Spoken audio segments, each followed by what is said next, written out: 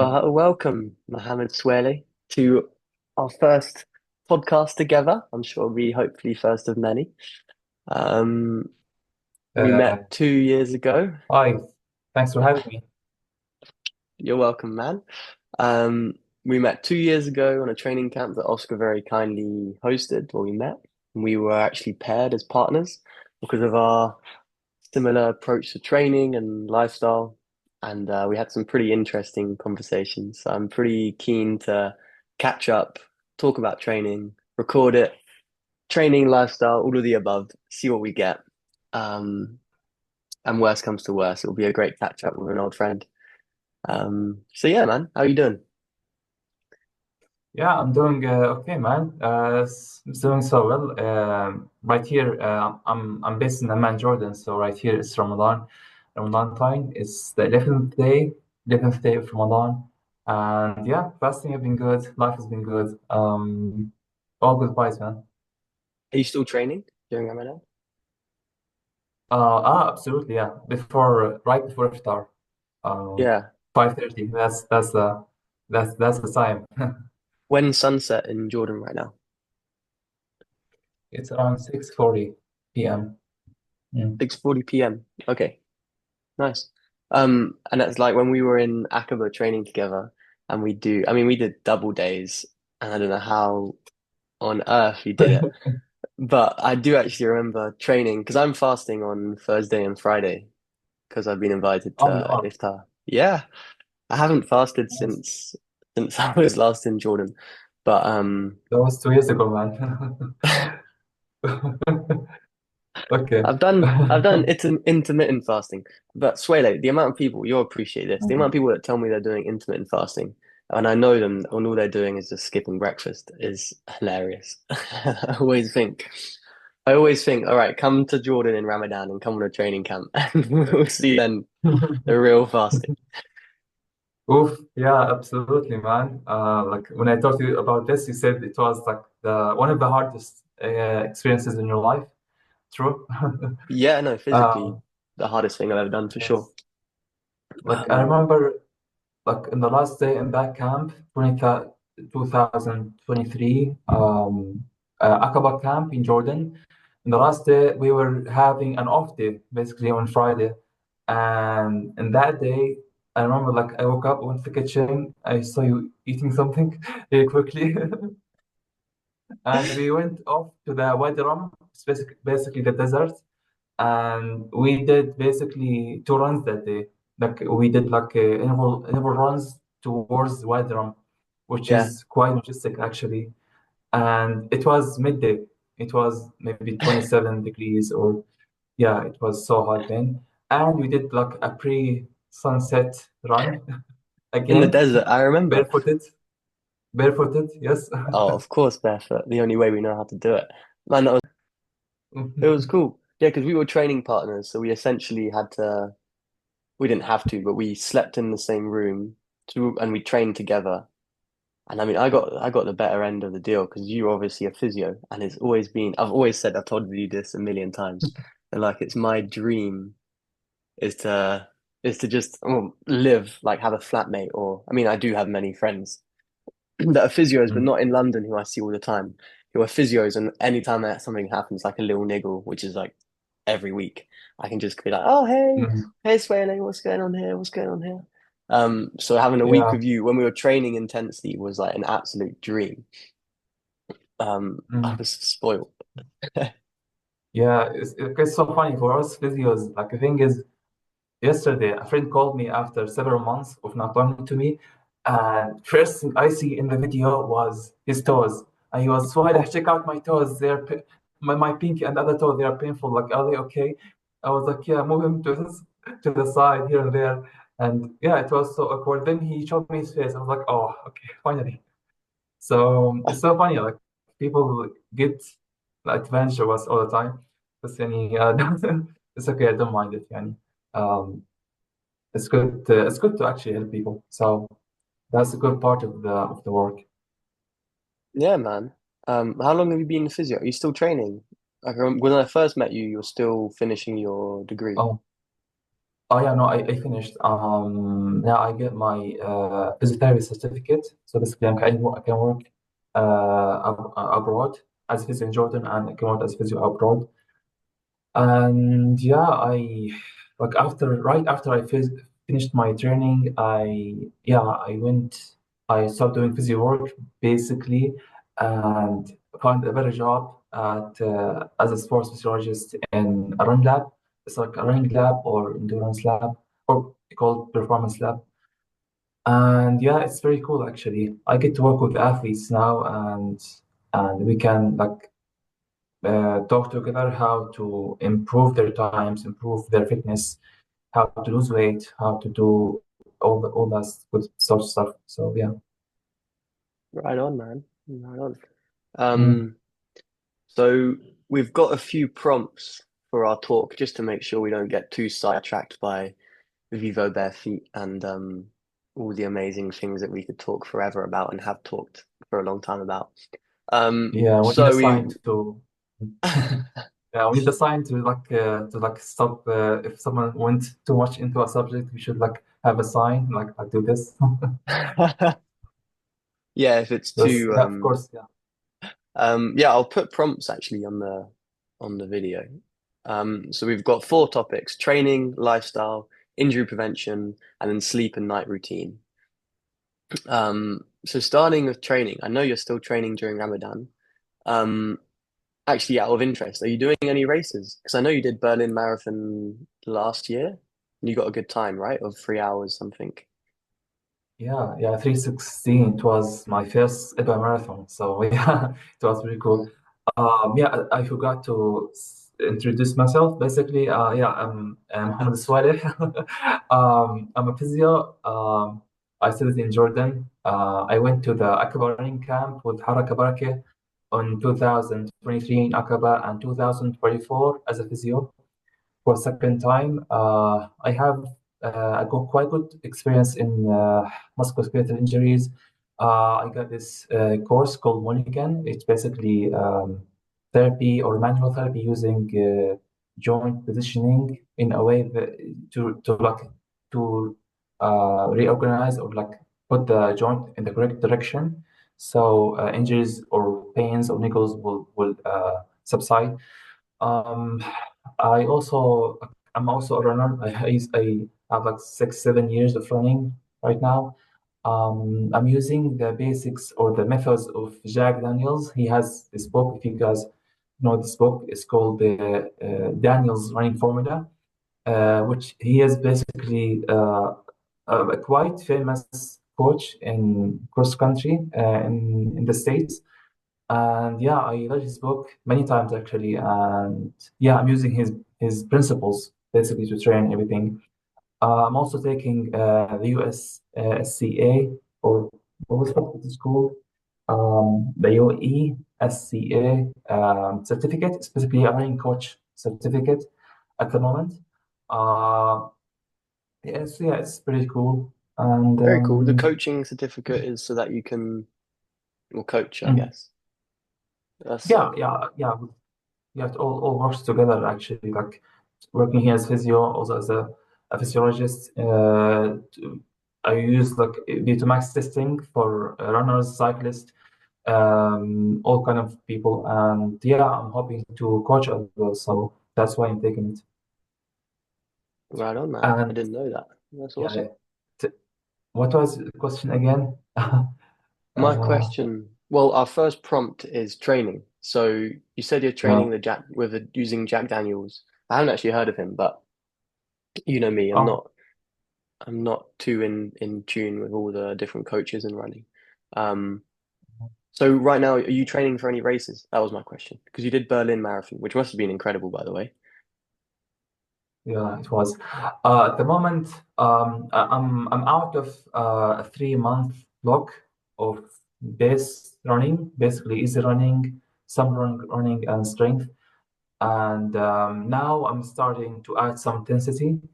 I'm hoping to get into the Dead Sea half marathon, especially half marathon in the lowest point on Earth, basically, and it's have a different atmosphere. What you guys think is it's humid, it's hot, by the sea, by the Dead Sea. So it's pretty cool actually, but it's hard to race that. So Yeah, I'm why just is it running hard? like the 21 Because k. when I was in the Dead Sea, when we were at the Dead Sea, I can't remember what it was. You feel pressure, right, in your body. It's bizarre. It's a bit like altitude. Obviously, it's Mm. lower, but it must be Yeah, really hard to it's run in.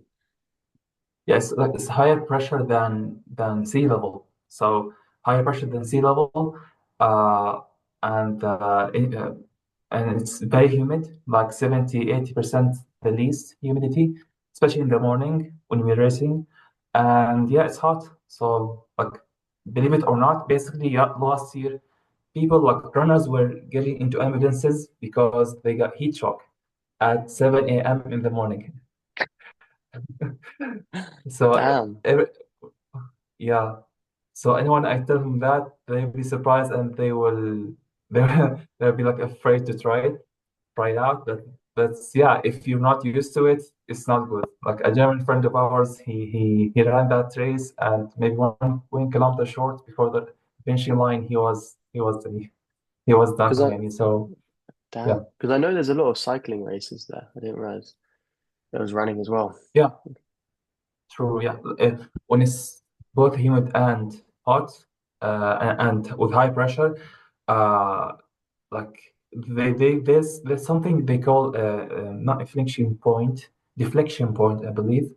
Like in the weather forecast, there's like a deflection point or a degree. Basically, I mean, it's a degree that if yeah, if it's both humid and hot and this hot, then I mean, it's not good to train afterwards because to train at this degree or more yeah, so this combo, humidity and heat, are the worst actually for endurance if it's high enough. And when is this race? It's in April, 11th of April. Yeah, That's soon. in approximately 1 month. Yes. Yeah. So now I'm doing intensity in Ramadan. Basically, my workouts are pre-iftar after 18 hours of dry fasting. Yeah, which is pretty cool actually, because Yeah. I'm going into my 11th day of dry fasting, and now I can add more intensity. I was just adjusting to it the first week. Mm. Um, yeah, So so yeah, you're only gonna have like 2 weeks once Ramadan, not yeah, even yeah. less than 2 weeks when Ramadan is done. The Mm, train with food and water. Damn, impressive, man. So what time oh are yeah, you aiming for? thanks. Can I ask you? My last year, I believe I'm gonna try to go for maybe sub 126. That would be maybe 405, maybe, or yeah, 405, 404 minutes per kilometer. And if I did that, that would be actually, I'll be like more than satisfied because considering everything, the health and everything. So yeah, Mm. Nice, man. That's a solid time. So yeah. training is Mm. every day. You're running Yes, every day. every day at the most. Yeah, yeah. We have an evening group. Like we run every evening at 5:30, so I cannot miss it. Especially in Ramadan, it has different vibe into it. It's just like the first camp we did in Aqaba. It Yeah. was hard, but we loved it. Same thing here. Like we train every day or we run every day. So someday I just run with them and do extras after they leave. And yeah, Really? and mm, So you and no strength work, Sweileh. strength work. I What's do it in the that? morning. If I do, I do it in the morning if I'm fasting. Preferably before iftar.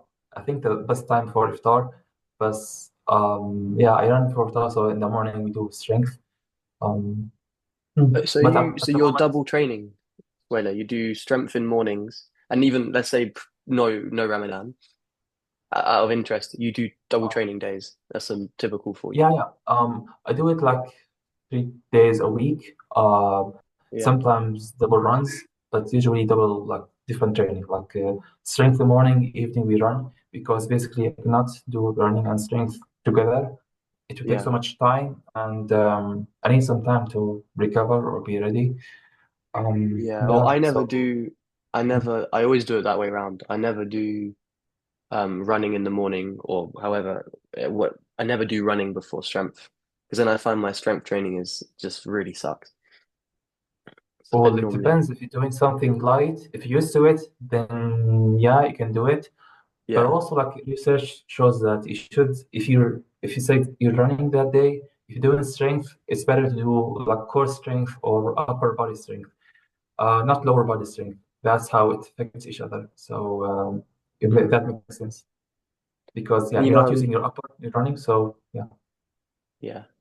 Sweileh, I'm training for an LSAT at the moment. Remember 2 years ago or a year ago even, I was when we last saw each other, I was trying to get it, or you were teaching me because I've got a really weak core. yeah, you were trying for what? An LSAT Ulcer. Okay, yeah, yeah. Ulcer. Okay. because you can do How is it. it going with you? You've got a great. Yeah, I feel so much stronger. I've been doing it since like a month and a half now, and I can hold it for a solid like 5, 10 seconds now, hanging. And then obviously sitting, I'm still 1 or 2 seconds, but way stronger than I Well, was a year ago, for example. Because I had a little although break. sitting is easier. Mm. Which Although one's sitting is easier? easier. LSAT when you're doing like LSAT when you're on the ground is easier than pull-ups for most people and for me as well. So Oh, really? Maybe I'm an exception. Um, but I took a break from calisthenics in like autumn time. I think I was doing it. I got a bit wow. bored of it. So now I'm getting Oh, back into it since winter, since deep winter, I've been getting back into it. And it's good, I'm feeling strong. But my sessions are always under because I'm running a fair bit. I haven't been cycling or anything like that. But I've been playing a lot of football as well. But I've been keeping my sessions short. Like I normally a strength session for me is normally under 20 minutes, 25 minutes max. Um, oh yeah. I mean, I do most of the time actually. My strength doesn't take more than 30 minutes or 40 minutes sometimes.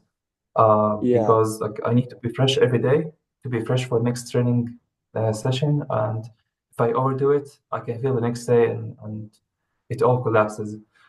Um, I once tried.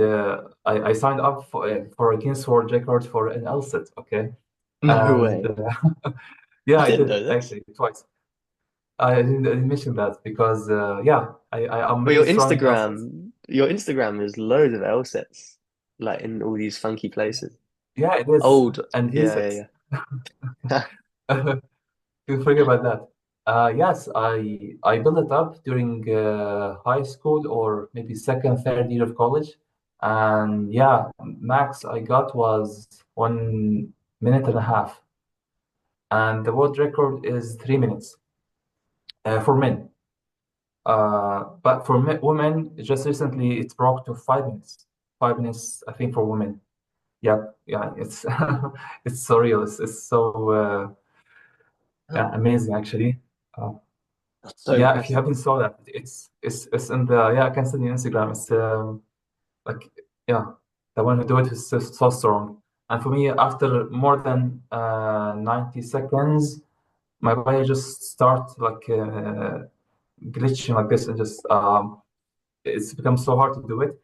And yeah, I think is that I had to either do this or keep running, so it affect each other. So I just laid back on the outset and start focusing more on running and more supplemental strength towards running. So yeah, it's different. Mm. Yeah, going back Mm. to because on that point of like things supplementing, because I always think training should aid not just lifestyle, but other different training modalities. So I think it's important. Like we're saying, any time I'm doing strength work over, to be honest, 20, 25 minutes, I feel like you were saying, it just shatters me for the next day, shatters me for the next few days, and I can't train as well. Even if it's upper body, I'll find that my running or whatever other cardio or football can kind of suffer. So Mm. yeah, I just think that's a good valid point. True. That kind of Actually, trade-off. yeah, Hmm? since happened with everything with running as well, and if you do something more than easy or more than moderate, like you will feel the next day. So that's why they have usually have 1 day off, 1 day training, or 1 day easy, 1 day hard. Um, yeah, but if you wonder why like elites they run so much and they can run harder than most people, but still for them it's like a very small portion of their like fitness, so they can like yeah they can accumulate more volume. Like recently, I had this like breakthrough in running. Basically, I could run like 20 extra kilometers a week. So I used to do like 45, maybe 50 kilometers a week. So since I started running so easy, now I can do 65, 70 kilometers. Now I did 3 months of around 63, 65 kilometers average a week. And I was surprised. Like I wasn't going as easy as I should be before. Yeah, Mm, yeah, yeah, let's good talk point. about lifestyle. Lifestyle. Okay. Lifestyle. Well, So we've this is got a like the different, fun. we've got we've got quite different Yeah. lifestyles. Um, Okay. Yeah. s- Similar but different. Mm. So okay, maybe I can start then about. Okay. So let me ask you, how did sport affect your life in a way? Affect your lifestyle, your life, your I mean, um it's always been in my social. life. It's always been in my life, so I'm not. So it's kind of all that I've ever known. So when I'm injured or anything like that, it drives me a bit crazy or ill. The fact that I can't do sport. So I'd say Mm. like, how does it affect my life? I mean, it's kind of General question. um yeah, no, I mean I can't really function without it. Every day I'm normally Well, working out or doing some sort of I exercise.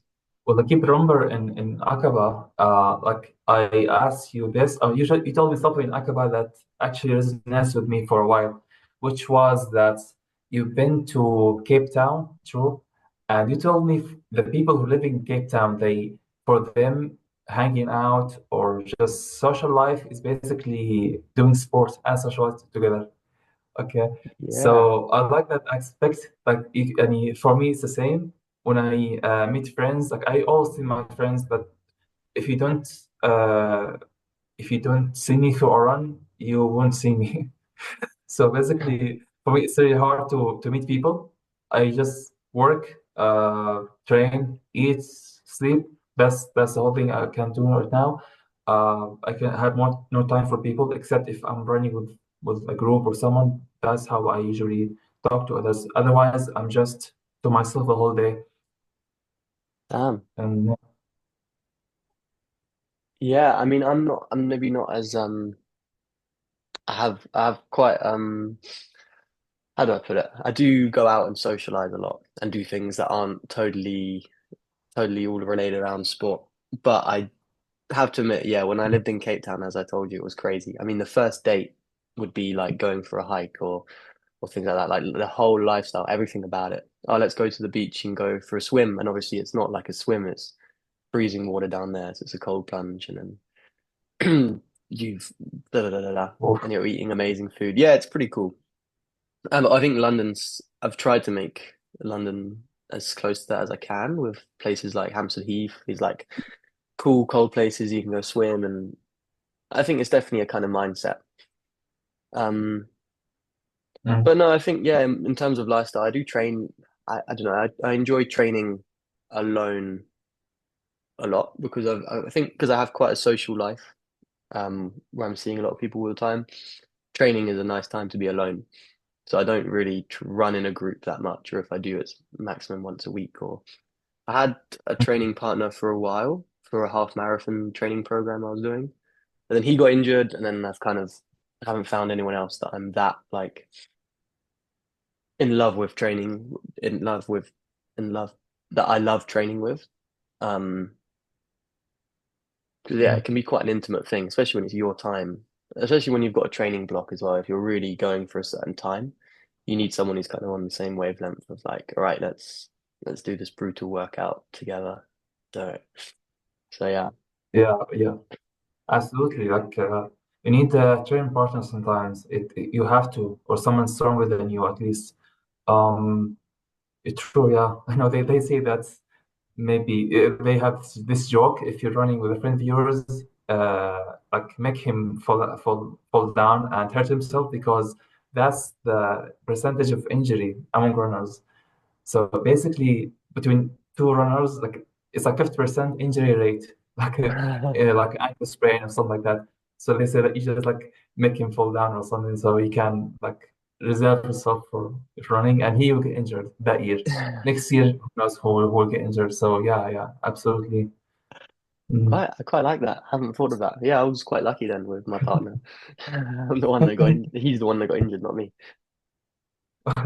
Yeah, yeah, that's how it goes. People are not really aware of their bodies, of how they work and everything, so they just get injured easily.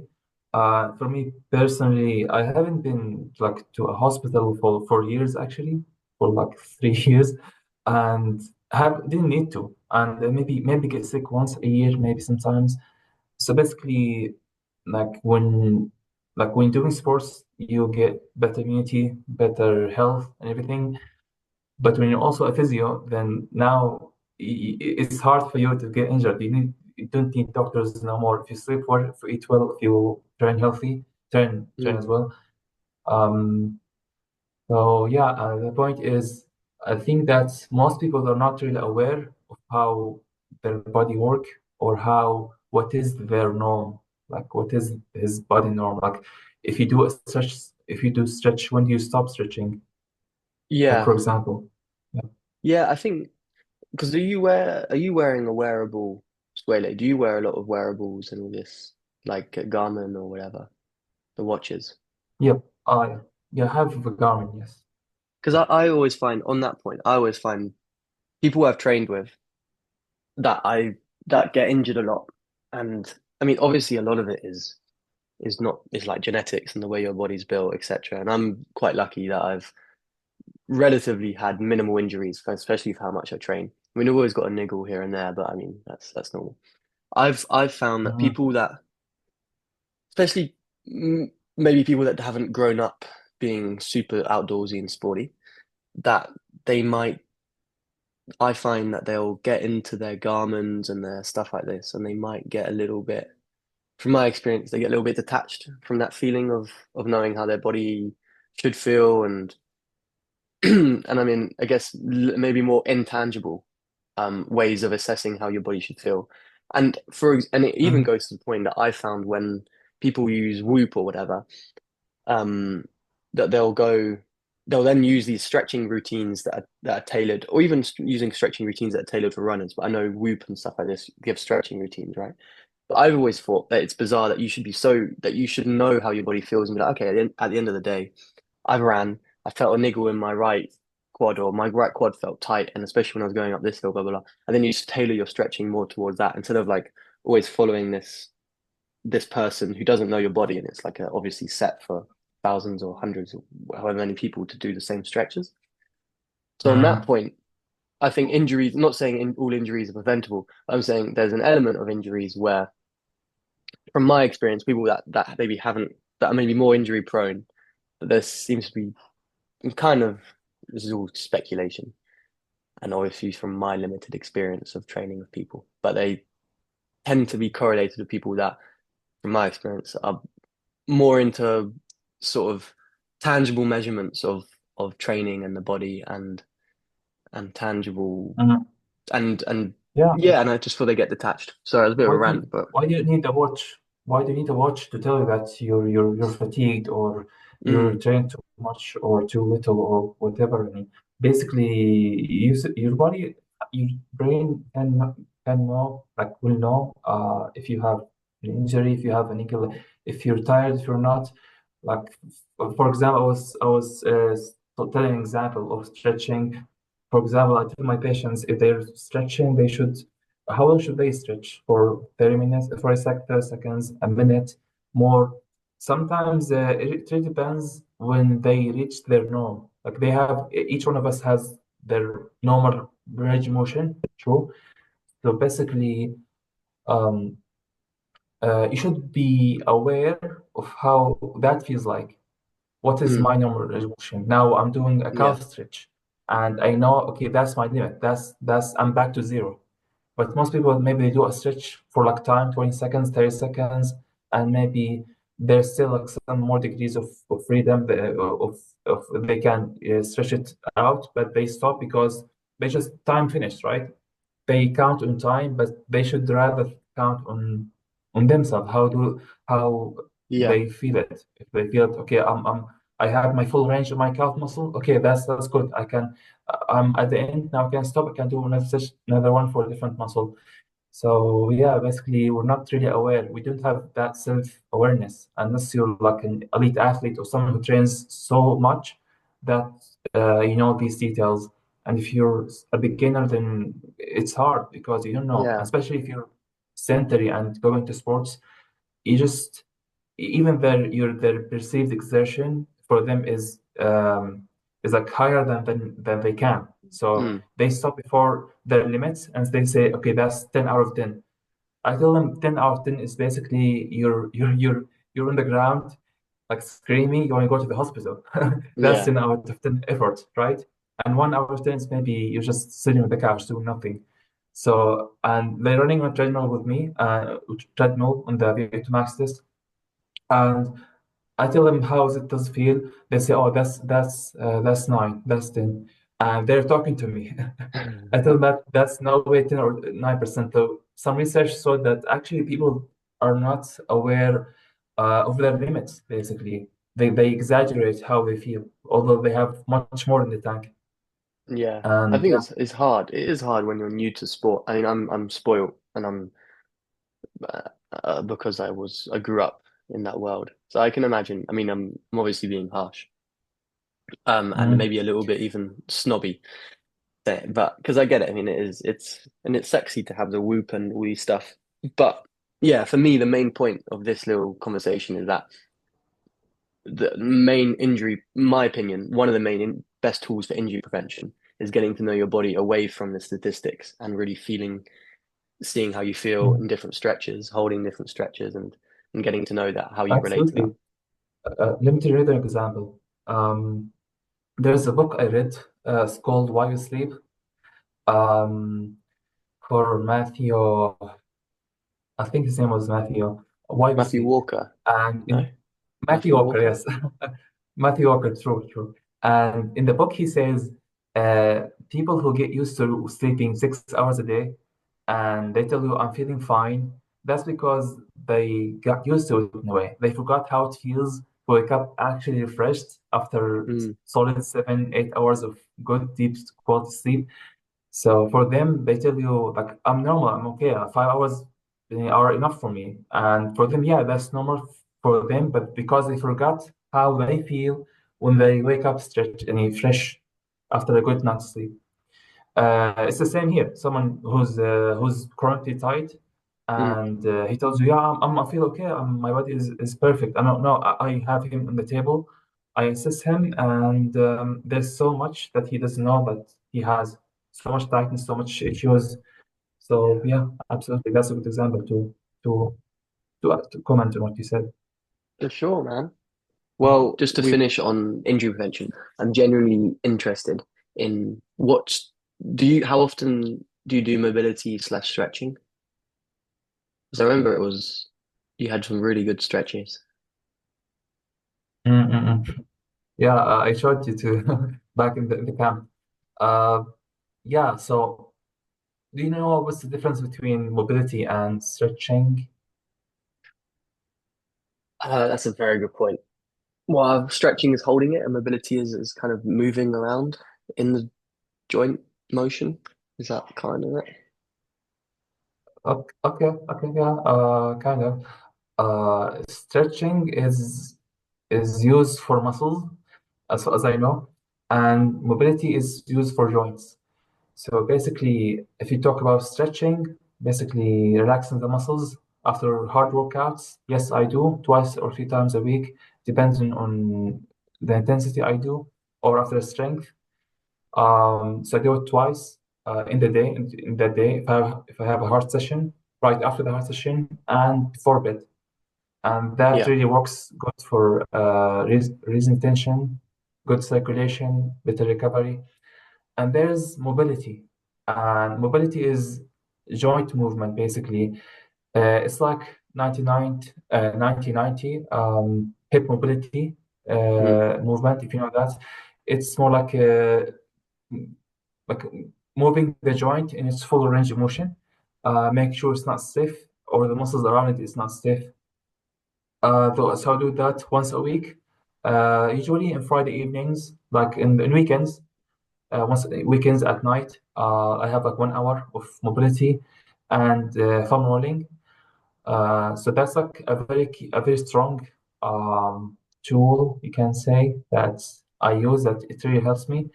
It prevents me from getting knots, muscle knots, and these things, if you know about that. And these are very common for runners and their calf, especially because if someone, for example, tries to like squeeze your calf, you're gonna be screaming or like falling off the bed.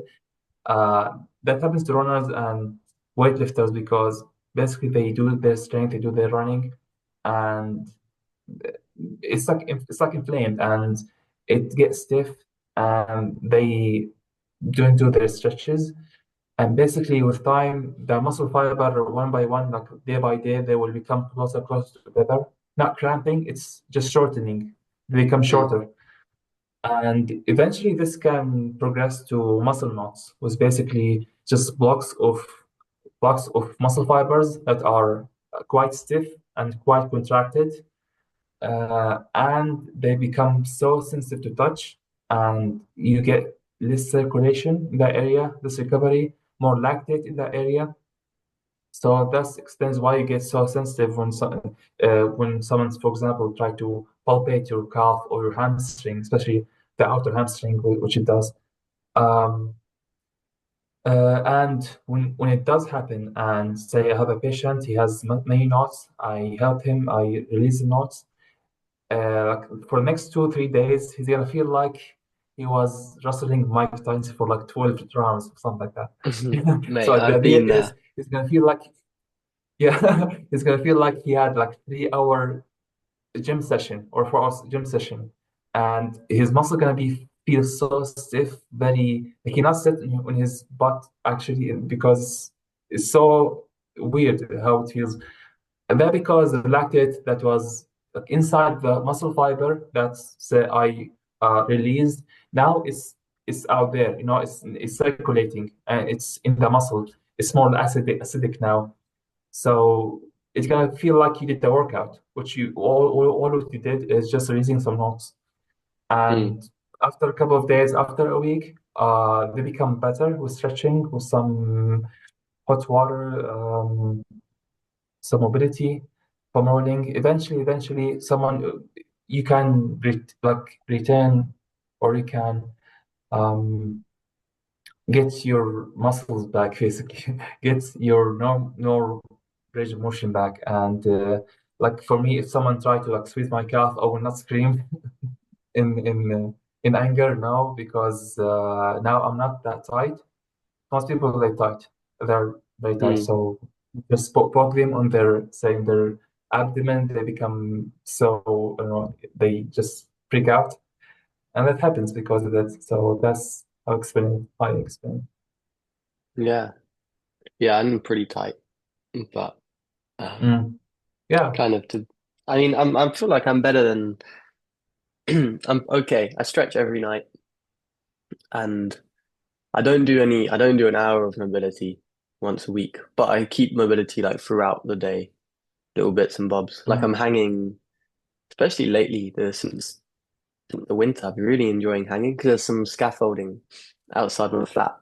So I'm like Oh. every day when I leave to go to uni or whatever, I'm just hanging and I get some funny looks from the builders. But yeah, Mm. and then 1990 stuff like that. Whenever I can, if I squat down, yeah, I don't know. I think that's good for me, but I haven't.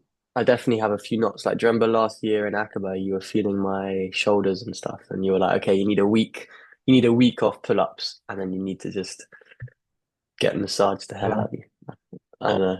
Yeah. Like if I take anyone in the streets right now and I put him on the table, and I test him. I do some more physical tests, and I promise you, I can find maybe 2 dozen of things he has, 2 dozen of problems he has, and that's you can say it's normal because it's hard to find someone who's been on top of it the whole time. So in a way, that's normal.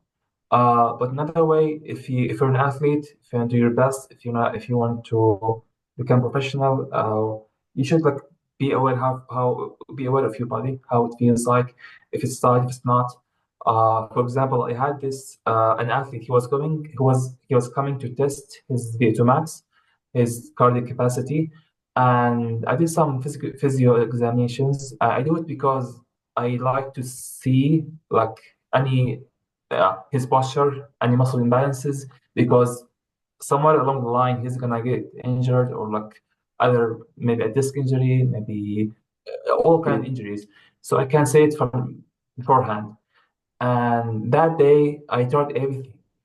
I tried really everything, and everything was okay with him. Like there was no problem, no range of motion issues, no stiffness, no weaknesses. And I was surprised that athlete who was going to a cross country championships, and he was ready. He was just in top of everything. So that's one of the rare cases I found in my career. So you can be that person if you know enough about your body. And was it just pure luck that he was like that, or did he do a lot of injury No, prevention and mobility and blah blah well, he was a coach himself, but he was also participating in the cross country championships. He wasn't just any athlete. He was one of the top athletes in his country. So I can say that it's him. It's what he did. He was doing all the good stuff, all the good things in the same time. So yeah, it's not blah? impossible. Impressive. That is very Yeah. impressive. So And usually I just yeah, usually I just I recommend everyone who wants to start a training block, running cyclist, anyone, CrossFit athlete, gym rats, anyone, to get physio beforehand, before they get into anything specific, anything intense, because you don't know how many things we can find and we can prevent them from happening. So that's physio is a must. yeah, for sure, for sure. I think that's why. Maybe that's also why I've been lucky because I haven't ever really gone all in on one sport. Like you say, like if you're going to go all in on running and you're going to go and do your marathon and that's going to be your thing for the next 6 months. I haven't really done that because I feel like from what I've learned and from people like yourself who are way more knowledgeable than I am in this world, from what I hear from them, the best way to approach it is kind of like variety is what did they say? The variety is a silver bullet to exercise. So like that's what I enjoy at least. And it works for me. So I'm lucky. And it's helped me Mhm. prevent injuries. I just feel like from what I remember really good physio I remember working with a while ago. And he was telling me that yeah, as soon as he's found clients that go all into even yeah, all into cycling or whatever, then that's when they get way more injury prone. Within if you kind of keep it varied, then you're more Mm. likely to. I think you're looking for to being the jack of all trades, something like that. Yeah, Mm, but first training is essential for others. So it don't have to be just a runner. It should be well-rounded, everything, because um, even for geriatric patients or someone like for older patients, say you for after 20, 30, 40 years, um, say you have a good vascular system, but say you didn't have strength, say your balance wasn't okay, mm, or you weren't really doing any kind of coordinatory kind of movements or kind of games like tennis, like ping pong, these games, because they like these things, they work to the overall health and prevention of diseases. For example, Alzheimer's.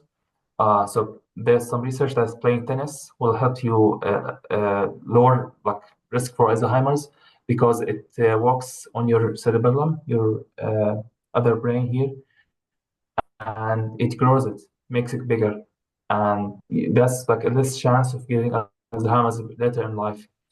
And for geriatric patients, we usually recommend strength, cardio, balance, some coordinatory kind of activities. And another thing, I think, for example, so yeah, there's like 4 or 5 aspects of activities they should include in their lives. So it should be Mm. well-rounded in that area. Mm. Yeah. Let's talk Sometimes about though, mm. Should we go on to sleep and night routine? I've got a pretty mhm. I'm pretty interested to hear yours. Okay. Before that, we can talk about city strides. Have you heard about city strides before? City Strides? No, I thought that was the run club you were part of. What is City Strides? Okay, so I found like I sometimes use articles in Runner's World, and they have some good articles sometimes. I just read them for fun. And I read an article about that, which is basically running the streets of your neighborhood and finishing streets and finishing cities and towns in your country, basically. And what the website does is it sync with your Strava, it can sync with your Garmin, and I believe other apps. So right now, if you go to City Strides website and sign in, log in your Strava and sync it with City Strides, in like a couple of days, it will give you like a live map. It's called a live map, and of all the streets you ran and you cycled in London. Okay, so I'm gonna share with you the one I have here at the moment. So yeah, The purple is what you've ran, I'm guessing.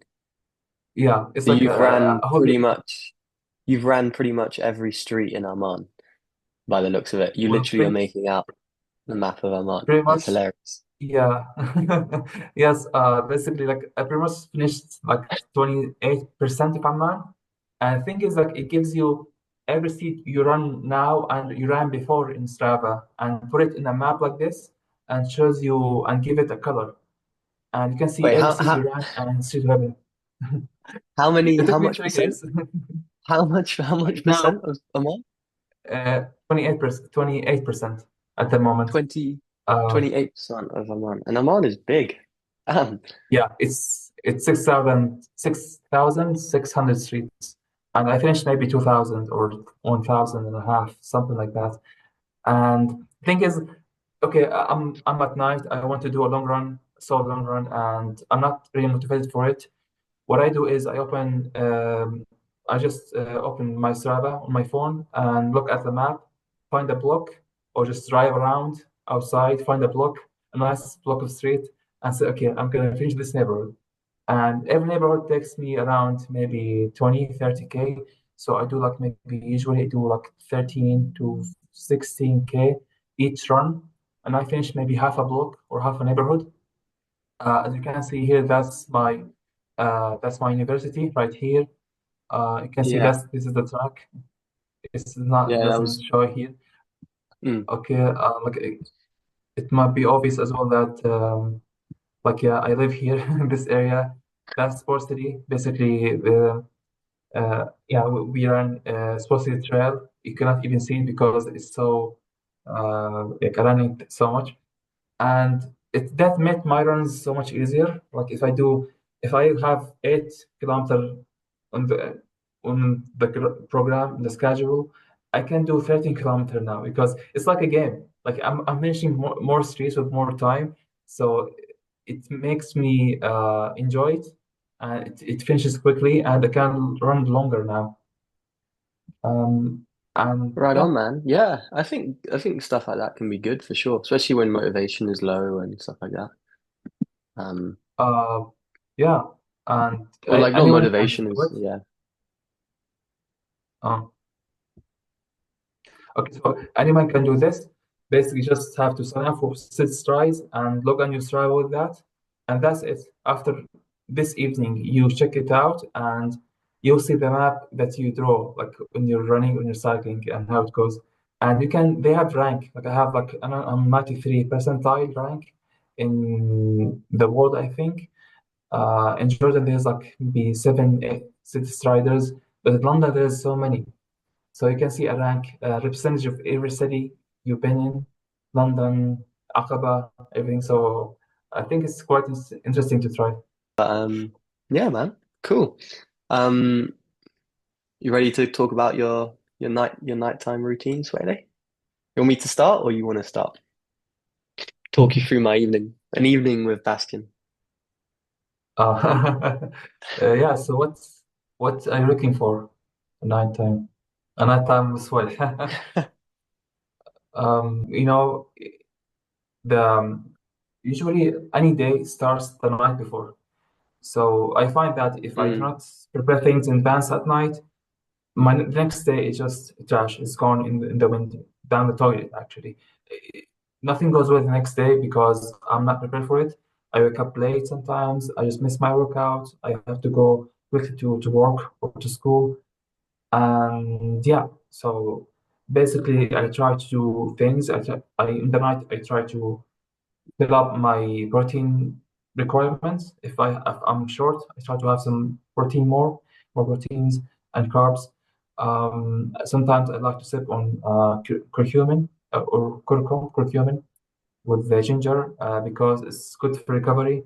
And the next day you're gonna wake up you're gonna wake up and you feel like dazed in a way, dazed mm, in sailing. It's like a drink I have to have better recovery. Then yeah, I just give myself an hour of no lights, and whenever, even if I feel tired, I try to do some stretching. I start with the hips usually, the quads, the hamstring, down the leg, and sometimes the shoulders. Eventually, when I finish that, there'll be like half an hour has gone, and I feel like more sleepy. And when I try to go to sleep, I sleep better and earlier. I found that having caffeine before bed or like somewhere in the evening, it makes my resting heart rate higher. So that's for me, it's not a good sign because it affects muscle recovery and everything. Um, so yeah, that's the idea. If you can win the night before that day, you can win the next day for sure. mm. Mm. Yeah, I totally agree with that. I always, every night, I'm doing my to-do list for the next day. So then when I wake up, I don't have to think. It's just like, all right, I've got my bang, bang, bang. And Mm. I try often split my to-do list between morning and afternoon. And then I got this, who did I get this from? Maybe Huberman or someone, one of those cool guys that like I often will do. I'll wake up and before breakfast, or I just like pop outside, see what the weather's like, get back, and then do the first thing on my to-do list. It's usually like quite deep work because that's what I did this morning. That's why before this call, I was like, I need to walk and clear my head a bit because from what the research they said, and it totally makes sense. When you're asleep, being asleep and being in really deep work is like quite close in terms of like how the brain works, how the brain is working in that moment. So I find it quite easy to go wake up and then kind of go straight into deep work and kind of often do the hardest, almost intense task I have to do that day. And also it's super satisfying because you wake up and before 10 p.m. or whatever, you've done like the hardest thing that you had to do. So that's pretty nice. Um, Mm.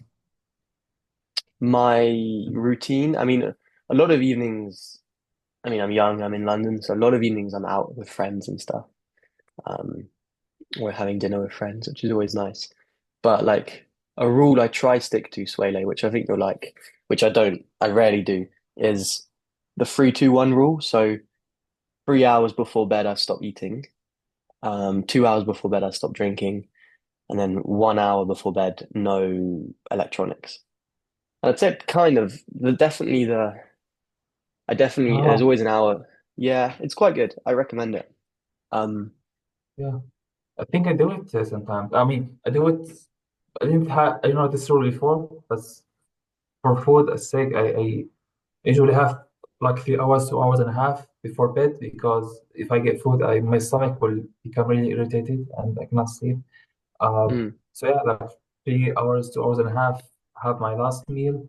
Then I usually like to sip on green tea, curcumin, maybe some other herbs, and yeah, last hour, oof. And yeah, I do this rule without even thinking, but I think it's a good rule of thumb to follow regarding your night routine. Mm. Yeah.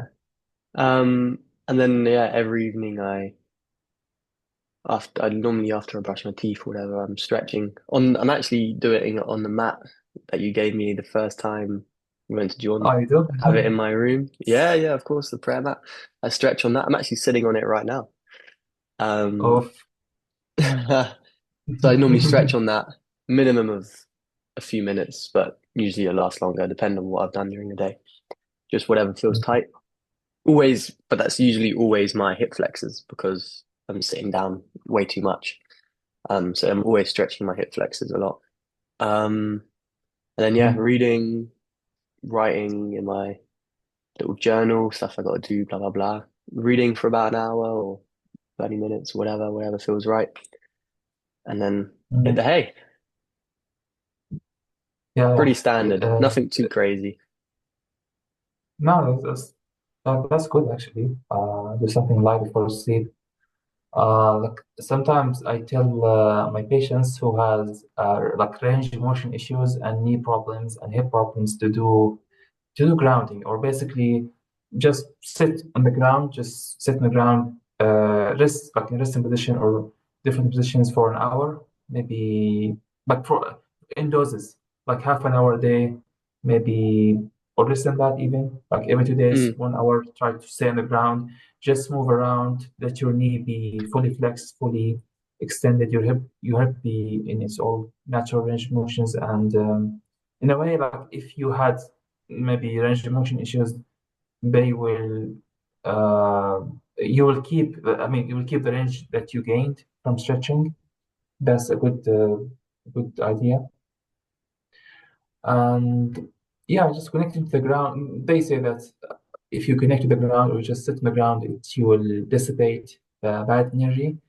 Um, there's dis some research about dissipate this. what's dissipate what, sorry? The energy, negative energy. Wow. Um, Yeah, it's like there's like positive and negative energy. So grounding helps with that.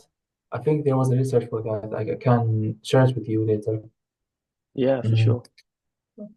So yeah. Yeah, I'm always Mm. sitting. I mean, the desk when I'm not working in the living room, like if my flatmates are in the living room or whatever, and I need to work or I need to just like get in the zone, I always just sit on your prayer mat, do like I'm doing now. I have a little stool and I just put my laptop on the Mm. stool and kind of sit on the ground. It's nice. It's cool. It's good to mix it up from always sitting on the ground, sitting on a chair. Sorry, I think it's Mm. important to have variety.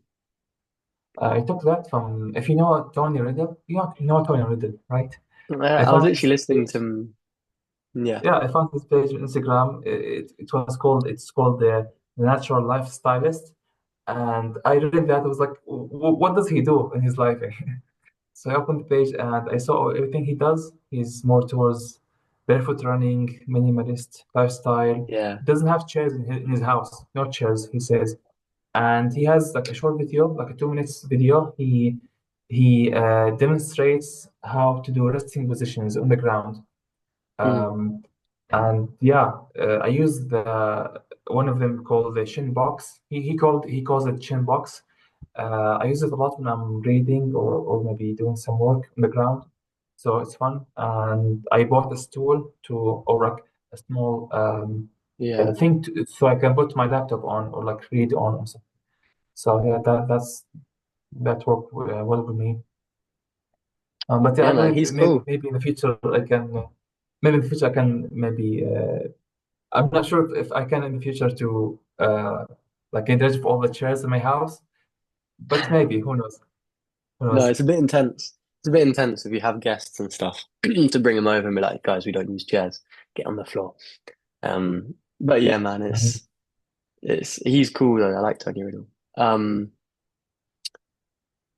nice man. No, but it was a pleasure to talk. Uh, Thanks for coming on. It was nice to catch up anyway. I hadn't heard about your training since last year, so it was cool to see how you're doing. And good luck with the Yaman. No, not the Oman, the Dead Sea Half Marathon. Are you Thanks, training thanks, man. after? Thanks for having me. Yeah. Are you training after this talk? Actually, yeah. Okay, I basically said to Strava I'm doing sub 20 fasted today, and Jake, our common friend, he saw that he said and he commented. He said, "Okay, I'm looking forward to it." So I guess I have to do it now. I have to do like sub 20 now after driving for half an hour. I've fasted, so we'll see how it goes. We'll see. It's gonna be fun.